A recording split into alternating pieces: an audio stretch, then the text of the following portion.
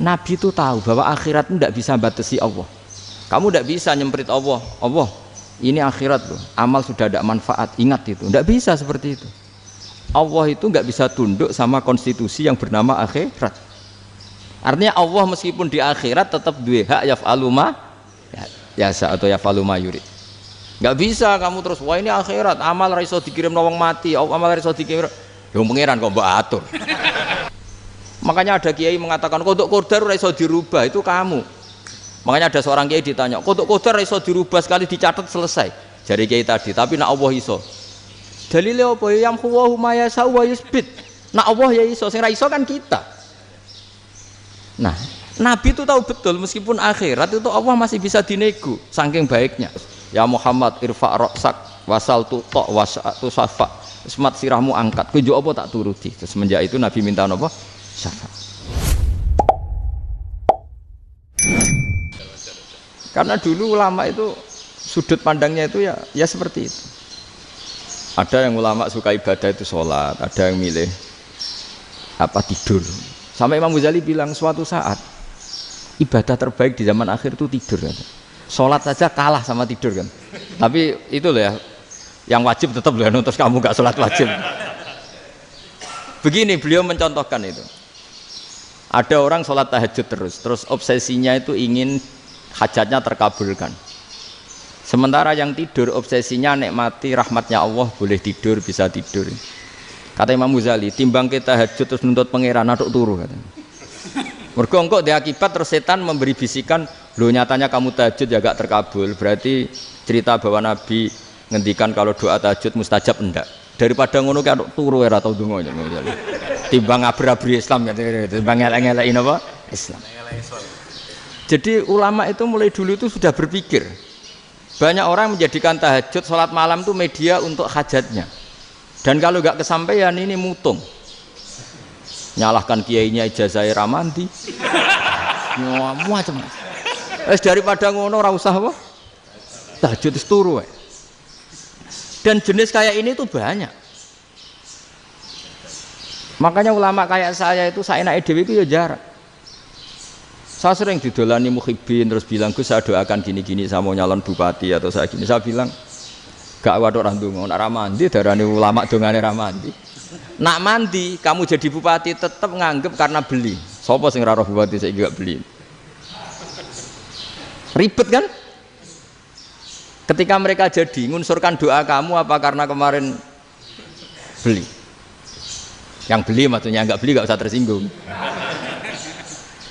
Jadi ribet ngadepin. Nggak artinya gini loh, doa itu jangan dipakai begitu loh. Kalau minta nasihat, tak nasihati jadi bupati yang baik, gubernur yang. Kalau minta doa itu resikonya. Akhirnya kiai kalau diminta doa ya doa, sebenarnya diisinya itu gak doa kemenangan. Selamat. Itu nggak selamat gitu. Karena ribet. Makanya Islam itu doa itu setelah iman. Aturan iman benar baru doa. Aturan iman benar termasuk Allah itu yaf'alu ma yasha, boleh melakukan yang dikehendaki. Allah nggak boleh terdikte oleh doa kita, nggak boleh. Ya saya ulang lagi ya, madzhab Hasan Asyadzili ini khas kita. Jadi la ilaha illallah itu didahulukan sebelum istighfar. Tapi kebalikannya madzhab Imam Sanusi itu dibalik. La ilaha illallah itu kalimat yang sakral. Karena yang sakral dibutuhkan muqaddimah, yaitu yang melafadzkan harus yang sudah bersih, yang sudah steril baru melafadzkan la ilaha illallah. Maka dalam madzhab Sanusi ya istighfar dulu baru la ilaha illallah. Nah cara madzhab Abdul Hasan Asyadzili kebalikan, istighfar itu sah setelah sahnya tauhid. Kamu ikut mana tuh? Asyadzili apa Sanusi? Alhamdulillah sama-sama tidak paham ya sudah. Akhirnya sudah. Ya saya nggak kemana-mana kan. Gitu. Jadi apa ya? Terus ini saya teruskan ini biar khas pesantren atau khas NU lah. Kalau bahasa Pak Rektor khas NU. Ini Ben sampean tahu beberapa perbedaan itu lazim. Halaman 24. Ya halaman 24 sama 25 tak baca ya, ini masih orisinil. An Sufyan bin Uyainah ini juga gurunya Imam Syafi'i. Kata Sufyan bin Uyainah, beliau cerita kana Isa wa Yahya alaihi masalam ya'tiyanil qaryah fayas'alu Isa an syirari ahliha wa yas'alu Yahya an khiyari ahliha. Jadi Nabi Isa dan Nabi Yahya itu satu generasi, sama-sama masih muda.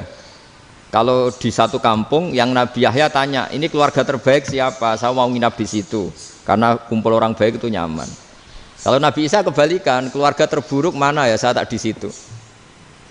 Nah terus akhirnya faqala lahu Yahya, lima tanzilu ala syirarin nas. Kenapa kalau kamu bermalam kok malah kumpul orang-orang yang nakal? Innama ana tabibun udawil mardo. Saya ini nabi ibarat dokter. Di mana-mana dokter yang ngumpuli yang sakit, ngobati yang sakit. Makanya di NU itu ya banyak Kiai Jazab mengumpuli yang nakal-nakal. Nak tepak yang ngentas yang nakal, nak ora tepak ya katut. Ini adu nyali lah sudah gitu. Tapi itu ada ilmunya, yaitu niru Nabi siapa? Isa. Kalau kamu dokter penelitian tuh cari daerah yang banyak pandemi apa yang bersih? Yang banyak pandemi, karena yang namanya penelitian ya di situ kan. Kalau kamu dakwah ngentas kemiskinan, ke daerah miskin apa daerah kaya? Nah sama, kalau ngentas kefasikan ke daerah fasik apa daerah orang soleh? Fasik. Ya, tapi itu Nabi Isa. Nah kalau kamu tidak Nabi kan potensinya kan itu. Tapi setidaknya bahwa kita sering disalahkan karena punya beberapa tokoh yang ngancani fasik-fasik, itu sebenarnya ada dalilnya, yaitu Nabi siapa? Isa. Nah terus masalah tegas dan lunak. Ketika ada mahasiswa misalnya pacaran, boncengan lanang dan perempuan, itu pilihan kita apa? Kalau tegas, terus gak mau mendengar kita. Misalnya gini contoh gampang, tak beri contoh Pak D. Jangan orang tua, nanti secara fikih itu beda. Nah ini kan kita orang pesantren, nah, biasa ngaji fikih detail. Kamu Pak D seorang perempuan, mahasiswi misalnya, sering pacaran. Setiap ke situ sama pacarnya kamu diam saja. Padahal kamu dosen keislaman. Mesti pamanaan kamu nyimpulkan, ternyata pacaran itu tidak apa-apa. Buktinya Pak D itu tidak negur, menengahi.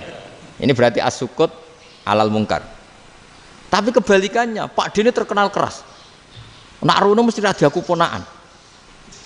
Akhirnya yura rono. Mesti ngerti nak mesti diamuk. Nah, dua orang ini sama-sama gagal kan? Yang lunak menjadikan ponaannya pacaran terus karena enggak negur sehingga dikira membolehkan. Sing keras juga enggak sempat bina wong rono era wani.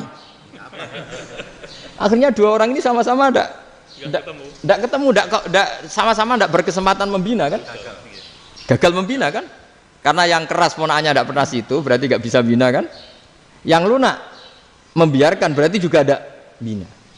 Nah, Islam itu antara dua itu.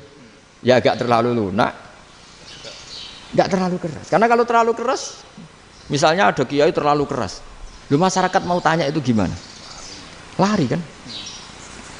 Lu saya ini punya pengalaman pribadi. Saya ini kan kecelok orang alim. Itu kalau pernah ya saya itu berusaha ya pokoknya ya umumnya orang alim lah. Tenang, terus anteng, enggak gejlok-gejlokan. Itu enggak ada yang tanya. Saya mimpi ketemu beberapa ulama itu disalahkan. Terus umat saya kalau mau tanya itu ke siapa? Wong alim wis wibawa, meneng tambah banget wibawane. Bala Quran sering gojlok rektor macam-macam. Terus wong wanita kok, saya biasa ke pasar pandangan dicegot orang. Gus, putri saya itu sering keluar darah tapi melebihi batas haid gini-gini.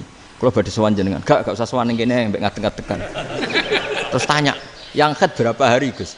Ya supaya rudat ilal adat sebelum dia punya penyakit istihadah itu berapa? 6 hari ya sudah, kembali 6 hari lainnya mustahadah, tetap sholat, tetap normal. Tapi kalau saya wibawa, moro pasar gue tasbih dulu.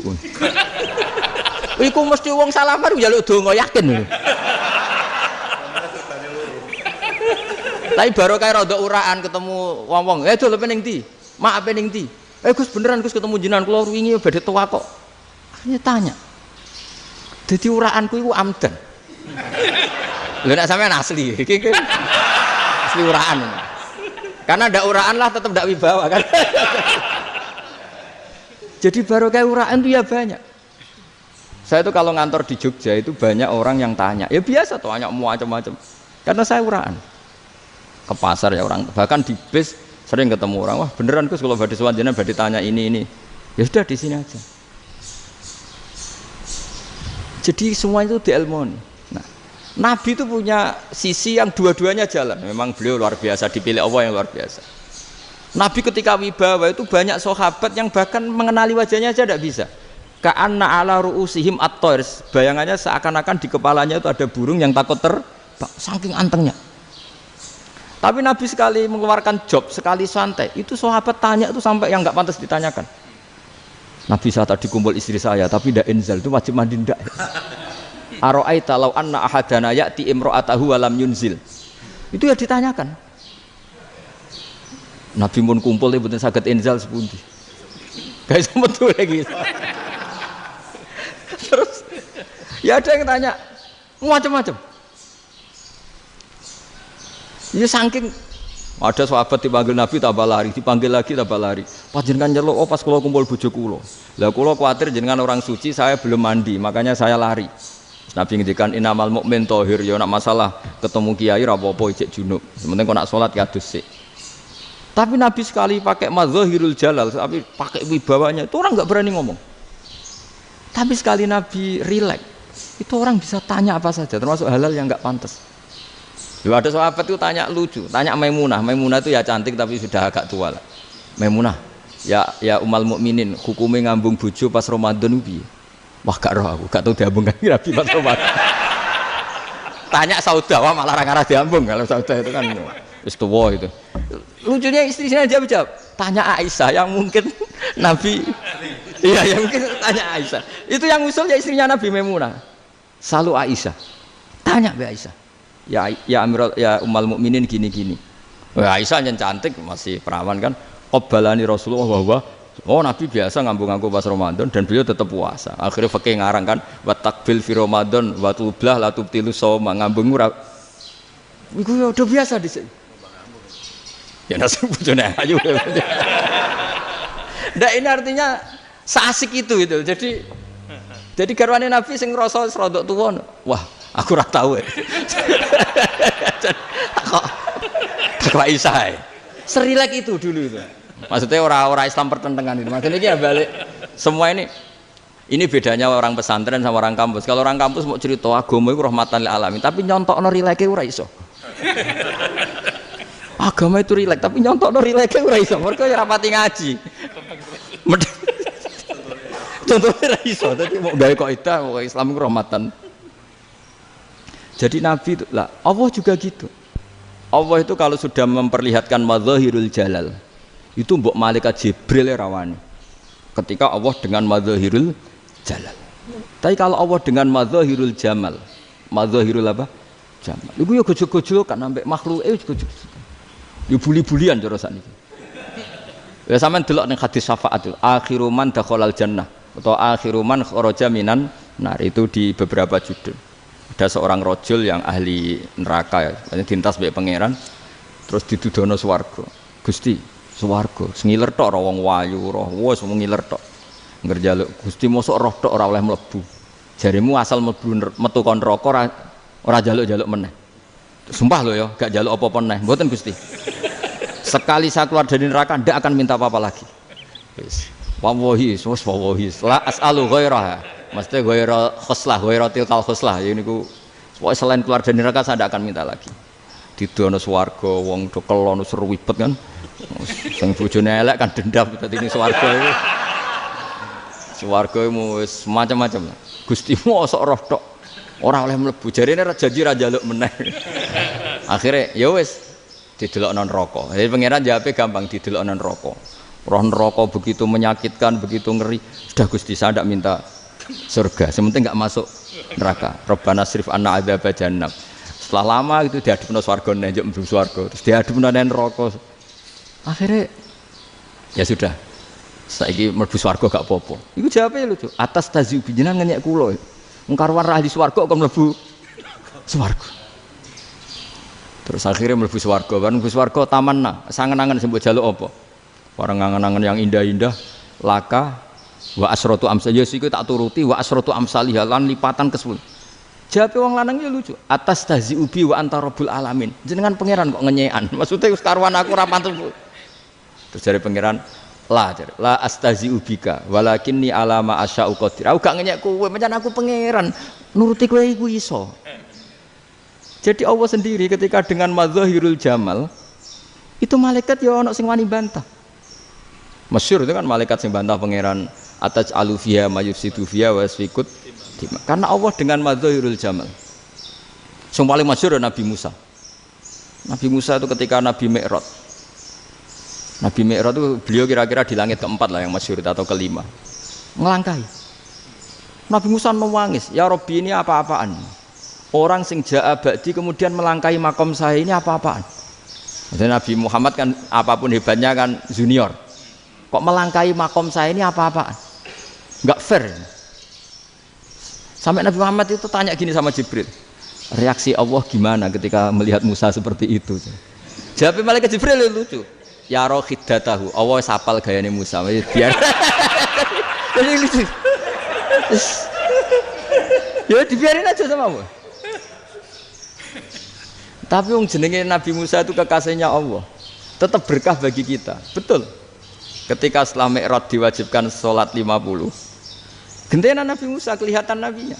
Sebenarnya Nabi Musa itu sebetulnya loh, gak nguntungkan kita sebetulnya. Tapi yang nguntungkan. Sebenarnya enggak niat nguntungkan kita, tapi nguntungkan. Nabi Ibrahim kan di langit ke-6, keren lah. Konti jong ketemu Allah ngeten-ngeten kan sholat 50. Karena Nabi Ibrahim terkenal Nabi baik enggak bantah. Bareng Nabi Musa. Kenapa diceluk pangeran? Kula kan salat ping 50. Inna ummataka la tutiku dalik. Wah, gak kuat umatmu. Serai-rai gak umatmu ora ngarah kuat 50 rokaat. Tapi sebenarnya Nabi Musa itu niatnya bukan membela kita. Fa inna ummati la umatku sing gagah-gagah ra iso meneh umat. Berarti sebetulnya ya itu masih pakai gengsinya sebetulnya. Wes ngono-ngono lah sementing kita untung. Sebetulnya dia itu gak terima wong umat saya aja yang lebih kuat. Gak kuat apalagi umatmu.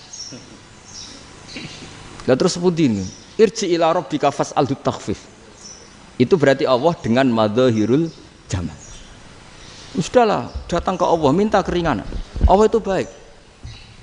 Minta, ambek Allah diringanan mau 5 tok, jadi cek 45. Balik ke Nabi Musa, piro 45, cek ra kuat umat. Wong umatku ra kuat, jadi sebenarnya dia bilang umatku ra kuat. Lho cara Nabi Muhammad model wong Malang, yo beda umatku mbek umatmu. Ribet kan? Beda. Lho Nabi Muhammad kan enggak seperti itu kan? Enggak punya akhlak Malang kan? Akhlak. Maksudnya akhlaknya mujur itu loh, akhlak yang baik gitu loh. Ya, akhlak yang mujur bukan yang Malang gitu. Jadi Nabi ya manut. Tinggal 40 kan, dikurangi lagi 35 sampai 9 kali kan, masyhur itu. Ya kan kalau dikurangi 55 kan berarti turun naik kan 9 kali. Lalu itu setelah 5 itu Nabi Musa aja usul, masih ragu. Itu cara Nabi munggah nentek. Ini entek ya. Terus iya doa tuntas betul. Sebebas. Terus munggah ado-ado lha opo? Ngapain itu? Akhirnya Nabi Muhammad sudah sampun ya kalimah Allah, saya ini malu sama Allah Musa. Sudah 9 kali dan diturutin terus. Jadi Allah kalau dengan madzahirul jamal itu Nabi Musa biasa nego sama Allah.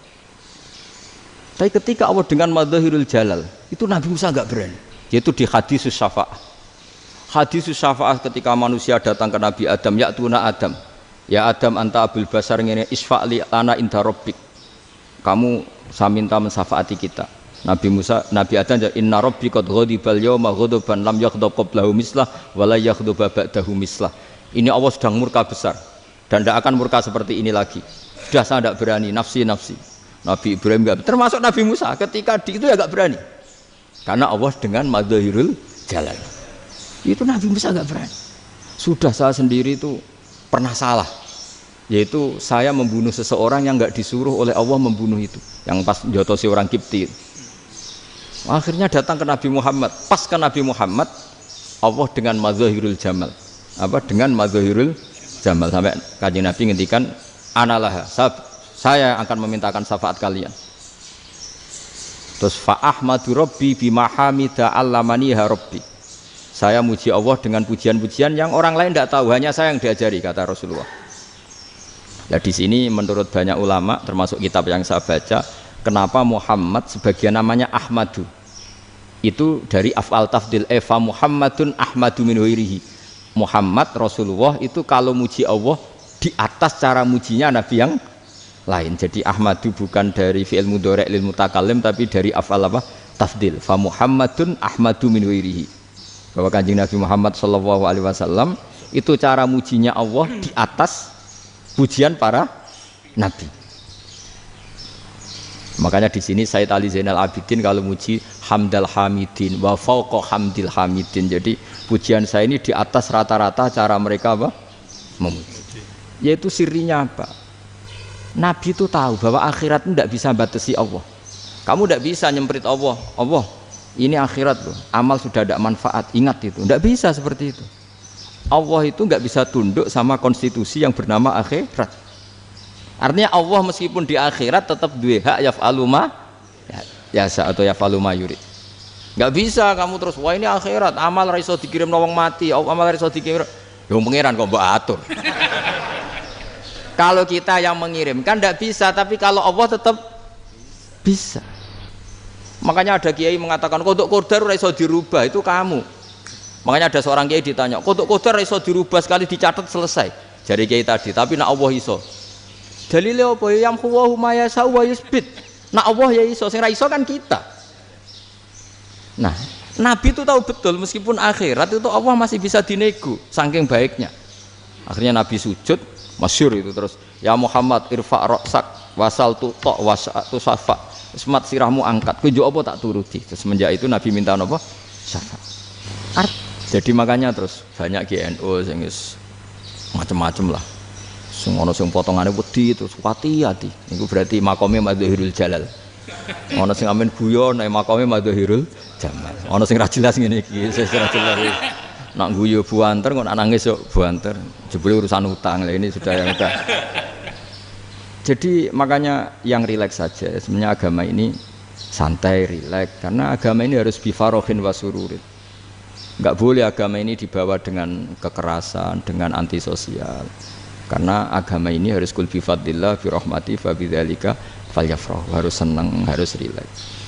Makanya saya jadi kiai itu senang takutnya gini. Sekali saya tidak senang jadi presiden buruk. Ternyata jadi wong alim ora enak, itu contohnya. Sampai merengut terus uripe susah, nanti orang tidak berani jadi orang alim. Makanya saya buktikan bahwa saya lebih bahagia dibanding rektor. Nanti orang ingin jadi rektor semua, nggak ingin jadi orang alim. Iya, makanya ini kan bentuk kearifan lah. Jenengan ngakui fungsi kiai kayak saya itu bentuk kearifan. Saya juga ngakui jenengan ini butuh kearifan. Saya sering didolani KUA itu rata-rata ya didikan kiai. Kompilasi hukum Islam itu banyak ya, janda cantik. Contohnya harus cantik, kalau jelek nggak mungkin terjadi kan. Ada janda cantik kebetulan suka kawin tapi takut zina. Saya ulang lagi, suka kawin tapi takut. Itu seringnya gitu Pak Rektor. Jadi dia kawin bosen, bilang ke KUA, Pak saya sekarang mau nikah sama ini. Loh, tapi kamu mau punya suami. Ya tapi kan nggak tercatat Pak. Itu KUA-nya rata-rata itu nggak berani. Meskipun nggak tercatat, karena secara fikih meskipun nggak tercatat tetap dia seorang perempuan yang bersuami, maka nggak boleh nikah sama orang lain. Tapi secara hukum santri nggak bisa dong menikahkan perempuan sing dzati zaujin yang punya suami. Jadi ini barokahnya kerjasama yang baik. Jadi di masyarakat itu tertanam didikan kiai nggak boleh nikahkan perempuan yang bersuami, tapi di KUA ngikuti hukum formal. Dan di Indonesia itu KUA itu rata-rata konsultasinya ya sama kiai, sehingga ya nggak berani akhirnya meskipun aku ya mlebu rokok mbak gak iso. Dan itu buahnya. Seorang lagi ya, makanya ini kan pesantren itu nggak boleh mati. Orang kiai-kiai kayak saya nggak jelas-jelas itu harus lebih jelas lagi. Karena ini yang on time, yang online, yang siapa saja bisa tanya. Saya itu SMS saya itu nggak punya HP WA. HP jadul itu SMS-nya tiap hari tak berapa, orang yang tanya dari Kalimantan, dari Aceh. Gus di kampung saya ada masjid 2 itu yang sama, ada yang dari orang perkotaan, Gus di perumahan baru ada masjid, yang Jumatan baru orang 12, sah enggak? Ya langsung saya jawab, sah. Dalilnya ini. Ya sudah, nah, tapi kata Imam Syafi'i gini harus orang 40, itu madzhab Syafi'i, dalam madzhab yang lain gini-gini. Itu kalau tanya rektor itu kan ribet. Masuk ajudan dulu, asisten dulu, panjang.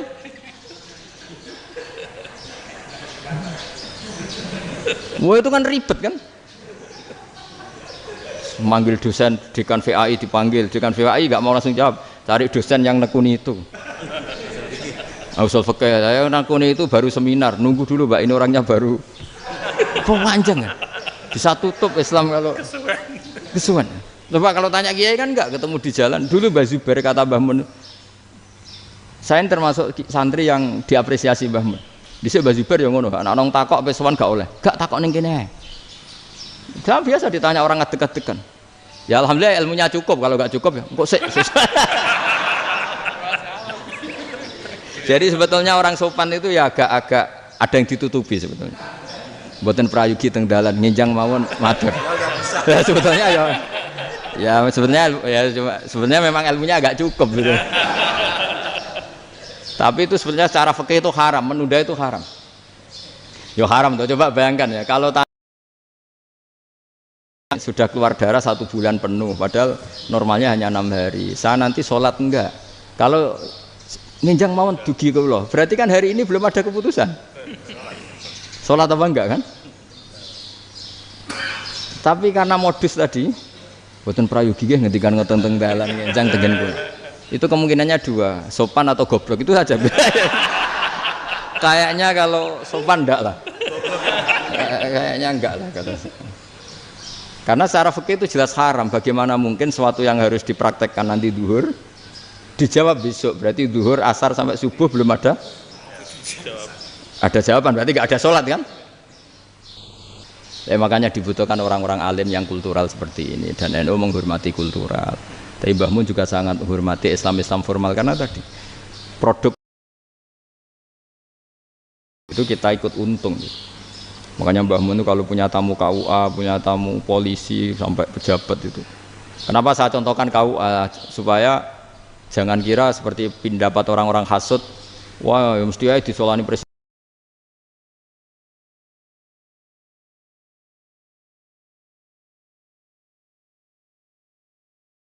Ini diajak